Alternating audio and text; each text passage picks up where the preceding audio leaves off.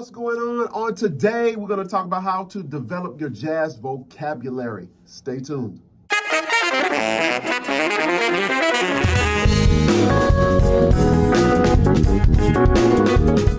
What's going on? This is Quamon Fowler, the Texas tenor and the founder of TexasTenorAcademy.com, the place where you can enhance your jazz skills and dig into tons of videos that I've created over the years to help you develop your vocabulary, like what I'm going to talk about today. But also, I am available if you would like to take private one-on-one lessons. Just go to QuamonFowler.com and click on lessons. The links are in the description of this video. But without further ado, we're going to talk about the main thing that I hear a lot from different musicians, jazz musicians or instrumentalists. They want to develop their vocabulary. All right, so I'm going to get right to it. Before I go into the examples on the particular song that I am working on, I'm going to tell you the concepts that you need to implement first, and then I'm going to give you some technique that you can start applying. Okay, so before we get into the actual technique, we're going to talk about the concept. So the concept to developing your jazz vocabulary, you always want to listen to the stuff that you want to learn and learn it. I always say that. Listen to what you like and learn what you like. So for instance, if you hear a lick that you like, learn it. And once you learn it, you want to then transpose it. So that means transcribe it, transpose it, and then you can repurpose. That's what I teach. If you take private lessons with me, I always talk about that too. You want to transcribe it, meaning not necessarily writing it down, but learn it by ear, then put it in different keys. Now, of course, you can work on putting it in all 12 keys, but make it applicable to a song. So what I'm going to show you right now is how I take a lick. I didn't necessarily transcribe the lick. I just came up with it myself. And that's what will happen once you've transcribed a lot and you can put licks together yourself. Then you can just come up with cool licks to play and just apply them to different keys. But what you do, just so you don't feel overwhelmed and from practicing and feel like you got to do all of this stuff just playing in every key, pick a song, right? Pick a song that has some changes that are directly, that will work with the lick that you have learned. So for instance, I did a minor 2-5 lick. And so at first I thought about it in the key of D minor concert. So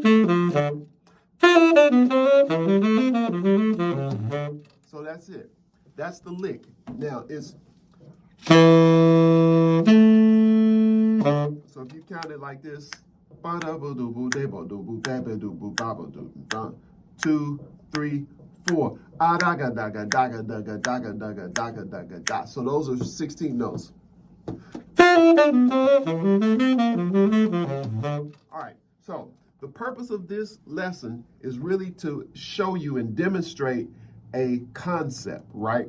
Now, you can take any lick that you want to do. You can do something as simple as,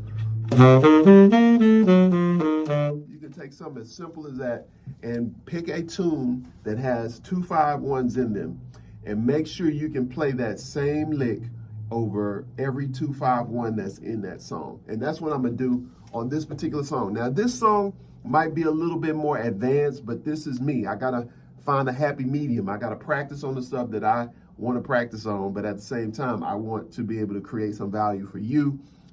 If you're on a beginner level or intermediate level, you can still take some concepts from this or take some principles from this lesson and apply it to a song that you might be working on. But for me, we're looking at Chega de Sangari, and this is No More Blues, they call it in English, and this is Antonio Carlos Jobim. So this tune has a lot of diminished minor sounds and diminished, but the bridge goes to major, but the first part is minor. But I want to show you this lick, how I can play this lick in different places, because it has D minor, then it goes to A minor, then it goes to G minor. So check this out.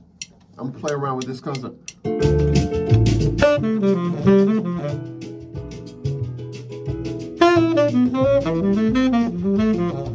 There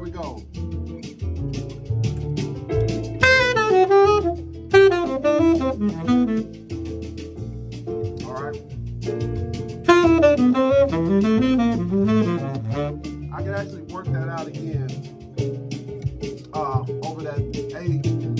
So here it is.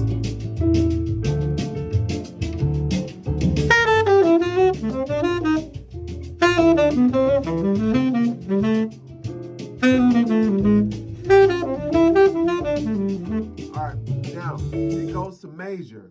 It goes to major then. So it was a spot where I played it a couple of times, and I'm playing it based on where I'm hearing it that it can fit. When it's about to go back to the D. Right there.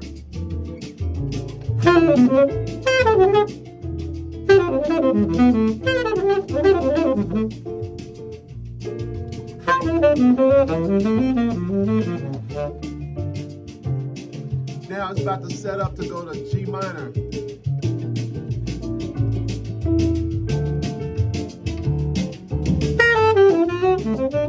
But it changes right there. Then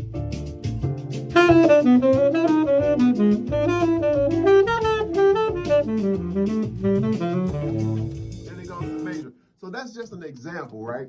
I'm working on this tunes, but I just thought it would be cool just to show you. Play it in the spots where it makes sense. Here's another lick. I learned this from Kenny Kirkland. This one is something like that. Another, if I do it in the all the keys that are minor here, I could do and then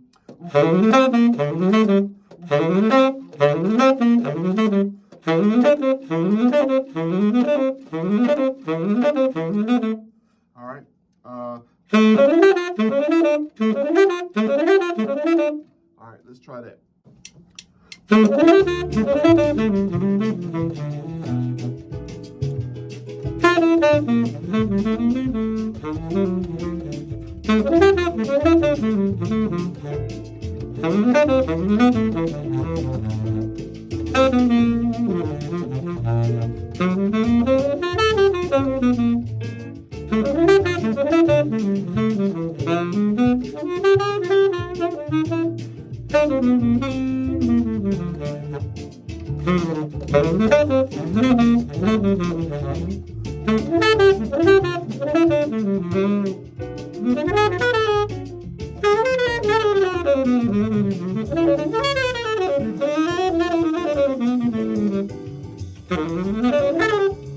All right, so I hope that was helpful. That's just a way that you can expand your vocabulary.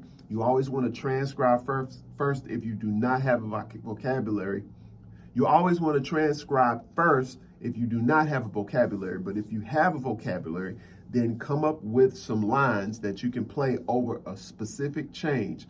Look at a song that has that change in it where it uses it more than once, and then play the same lick that you learned or the same lick that you came up with and play it in the different spots where that change is. And that's how you can expand your jazz vocabulary. So I hope that was helpful. If you enjoyed this content, make sure you subscribe to the channel, give it a thumbs up, hit that notification bell, leave me a comment. I love to hear your feedback. Enjoy all the free videos here. Or you can dive into Texas Tenor Academy and get a lot deeper, or hit me up if you want to take private lessons. I'm cool with it if I have some time in my schedule to work with you.